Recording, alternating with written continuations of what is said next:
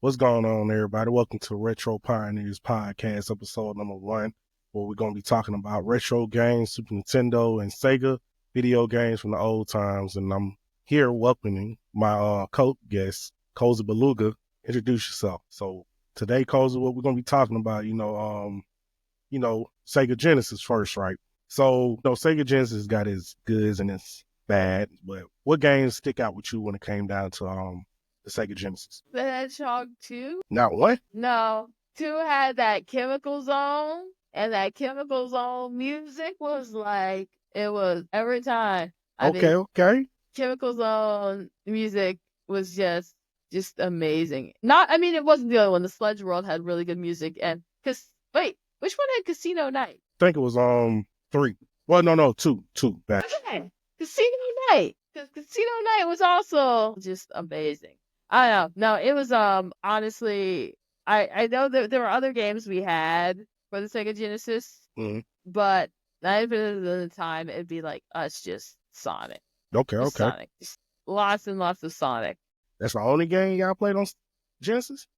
What? That's the only game y'all played on Genesis? I mean, there were other games, but 90% of the time I'd say was with Sonic. Like, I can't even be like honest, like, oh, man, I have like a laundry list of games I have fun playing on Super Nintendo? Yeah. Okay. Well, I'm gonna let you know. I hate Nintendo. It just didn't. I think we played like a Ninja Turtles game there. You didn't have that many people playing Sega Genesis games like that back then. It's a rare case of people, especially black people, who played the Sega Genesis. Like my cousin, he was the only. Well, I had 2 cousins. That was the only 2 cousins I had that had a Sega Genesis. Everybody else had the Super Nintendo. Yeah. So growing up, I didn't have that many people that could play with me on Sega Genesis. So it mostly, if you come over, bro, you got to play the Super Nintendo. So yeah, I don't like the Super Nintendo that much, but I'm not gonna talk bad about it. But no, Virtua Fighter. That would be another game we played. Oh, Virtua Fighter 2. Yeah, so this I don't remember which one it was, but Virtua Fighter. This day I think I can't even Streets of Rage. I forget that's from Streets of Rage. They all have Streets of Rage. You ain't play Street of Rage? I just think we didn't play the laundry list of games we played. But I honestly would have taken all of Nintendo's library and traded it for just like a handful of those Sega games. But Sega didn't have that many, because you got to understand one thing, right? When you talking about the Sega Genesis and the Super Nintendo, they both had the same games. It just one side didn't allow violence, like blood and stuff, and another one allowed it. So like Sega Genesis, for instance, right? You can play Mortal Kombat on there, and it had gore and stuff. On Super Nintendo, you played Mortal Kombat. I felt like it was slower, and it didn't have gore. Like fatalities, basically you cutting somebody's head off and no blood was gushing from their head. So, it's like only game that was actually fighting game that I feel, 2 games that was good fighting wise, right? You had Killer Instinct and you had Street Fighter Alpha 2. Them the only 2 fighting games I prefer on Super Nintendo. But Sega, you had Eternal Champions. You had like all the Mortal Kombats. What else? There was another thing on there.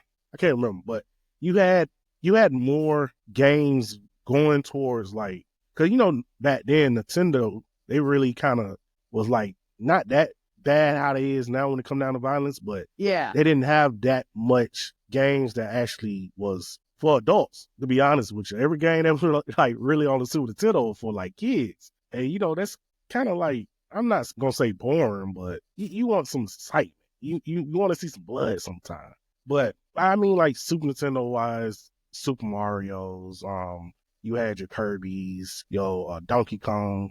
Like, that's the thing. I don't have a fond memory of most of their games. What, Super Nintendo? Yeah. Oh, don't let the people hear you say that. Cool.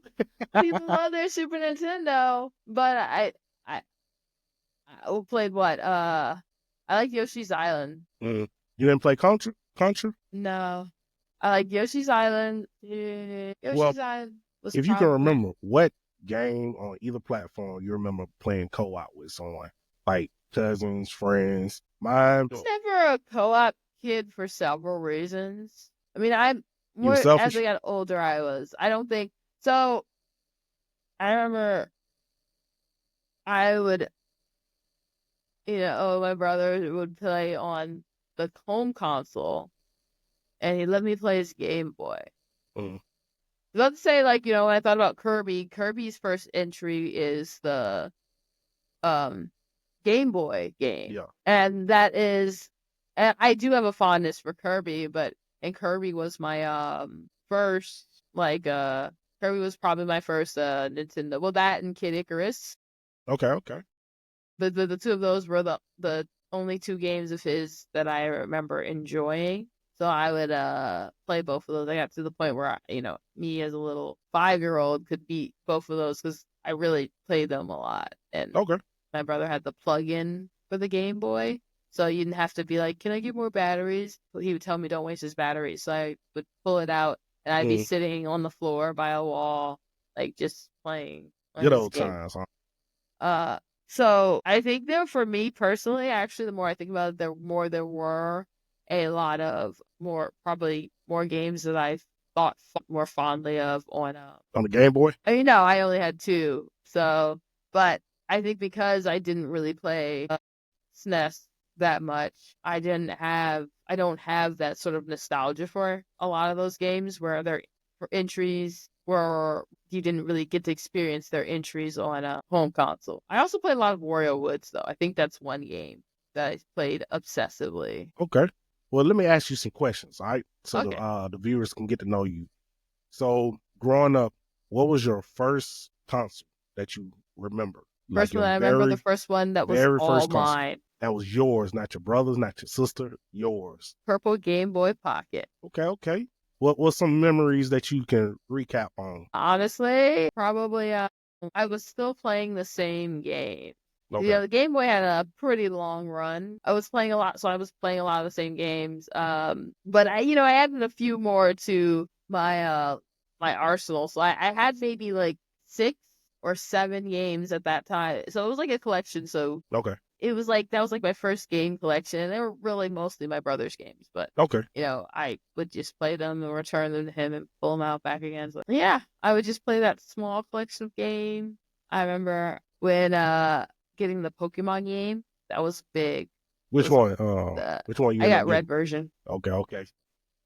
and that was big too because that introduced me to a whole new genre of games that I hadn't been, not RPGs, but I mean before that I touched RPGs, Mm, but not a whole lot. mm. You say yeah. When you say Pokemon Red opened up doors for you, right? Yeah. Was you the kid that, Mom, I gotta get the guide. I gotta get any accessories that can go towards, like, you had the cable, the link cable where you can No. trade with friends. Just was you super big into Pokemon Red, or you just played it? Was and I wasn't. Mm, I was because if you remember what I said, I only had a handful of games. So you just play and replay and replay and replay the same games. At that time, my brother got a Game Gear, so I'd play his Game Gear games sometimes. But and then we had other systems, but they mostly didn't. It's still the Sega, the Nintendo, and the handhelds we had. And I okay. guess somewhere along the line, So let me ask you this then: Are you a handheld gamer, or you like? Don't get me wrong. I know we're in modern day times now. There's not that many handhelds presented to us. So back then, would you consider yourself a handheld player or a console player? absolutely a handheld gamer. Okay, I okay. actually have been for a long time saying to people, yeah, I'm a handheld first gamer. Mm, Uh, I There's nothing more enjoyable at night to me than just staying up late in bed, head under the covers, just console glued to my little, handheld glued to my face. yeah. I have a flashlight propped up on my shoulder. I mean, hey, that I guess that a lot of people can relate to that due to the fact that, for one, Game Boys had the worst backlight ever. And you say you had the Pocket, so that's even worse. Pocket didn't have no LCD, no backlighting on it. So It wasn't until the Game Boy SP that they got that. They introduced it to it. So it's like, Game Boy Colors and stuff. You had to, you couldn't let it be too dark in there because I think the one I had, we had the little accessory where you can have it like a flashlight and stuff like that. Set up. We ended up finding one that I think it was, they didn't have GameStops back there, but it was some store that we ended up picking it up at for like real cheap. But I love Pokemon Yellow. I didn't really too much like Red and Blue, only because you couldn't get all the starting Pokemons. But on Yellow, you can get Pikachu, which was everybody's favorite, by the way. But they also made it to the point where you can get all 3 starting Pokemon, but they was like to the point where you had to go through the world and get them from random people. And I really enjoyed that game due to the fact that it had so much it offered, far as, when you're playing a game, you want to play a game where it's like exciting to the point where it's catching your attention, because a lot of people have short attention spans, and definitely Pokemon is one type of game that won't disappoint you. You know what I'm saying? But do you have that one game in particular in mind that like resonate with you, where you cannot, like, it lives rent free in your head? It can be any game. It ain't got to necessarily be an old game. Honestly, I would probably, I'm trying to think, really Mass Effect. The OG one or the remake one? The second game. Okay, I get you. There weren't really much, difference, between the OG and the legendary. Ooh, I couldn't play Mass Effect.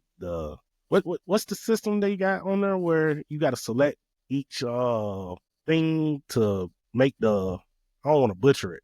Like, you know how you selecting what you want them to say and stuff? Yeah. Yeah, I hate that. It was just, like I said, my attention span is short. So it's like me playing that game, I have to be half coffee or something. The best part about the ones in Mass Effect is you can totally screw up. Yeah. In the worst possible way. And and that always happened to me. That's why I couldn't play it. Like, I mean, don't get me wrong, it was a cool game as far as when you do, run around and stuff like that. But when you had to ask people for things and they want you to get them a dialogue and everything, it just kind of took the essence of the fun out of it. And that's why I could never get into it. But what's your go-to system right now? I mostly play on PC. Technically, I'm mostly in the cloud. So I guess that's a little different. But yeah. So, okay, let me ask you this. What's your thoughts? Because right now it's going around, right, where a lot of people feel buying either physical or digital content, right? They feel like, well, you're only buying a license. You're not actually buying the game itself. You know what I'm saying? So if the game was to, like, if the place where you're buying your game from ever lose the license or whatever, they take the game out of the store. So what's your thoughts on not actually, like, in this generation that we living in gaming, what's your thoughts on actually owning games now? Gaming is actually way further along in those regards than movies. Yeah, you're right. Movies bad right now. I think that's something that, and I think as a non-fan, like, for example, all my favorite movies, I will always buy them. I will always buy them physical. Mm-hmm. I will always buy them physical. Mm-hmm. And as far as games go, there haven't been like a huge bunch of widespread incidents where people excluding games as a service and live service games and all that jazz. We're just talking about single player or, a game you're not expected to just play forever with added content. Excluding those types of games, we rarely see large instances of, everything's Steam now, but of them just closing up shop. And all the content you had in their store is just gone. Yeah. Even when publishers go bankrupt and whatever and belly up and they're no longer a thing, you don't see your licenses revoked. You won't be able to buy it anymore, sure, but they're not out here revoking license. Like in a crazy way where you see the game 1 minute and just gone the next minute. Yeah. Gotcha. What's your go-to game right now on PC? Starfield. Yeah. Why can't it be Starfield? What? We been beat Starfield. You still on it? Yeah, Man, I guess because it's like Mass Effect. You get to make your own I fate like on there. space. Well, let everybody know where they can follow you at and everything, Cozy. My goodness. You can find me on any platform where there's someone called CosyBeluga. It's probably me. If it's not me, say hi and say there's a better CosyBeluga out there and you Mm. must kill her and steal all her power. Wow. Yeah, that is all. Well, we thank you, Cozy, for joining the Retro Pioneer podcast. We hope to have you come on the show again, and thank you for your time. No problem. All I right. enjoyed being. All right, everybody. If you want to go follow Cozy, man, I set up the links and everything for her. And we thank y'all for, viewing the podcast today. And we catch y'all next time.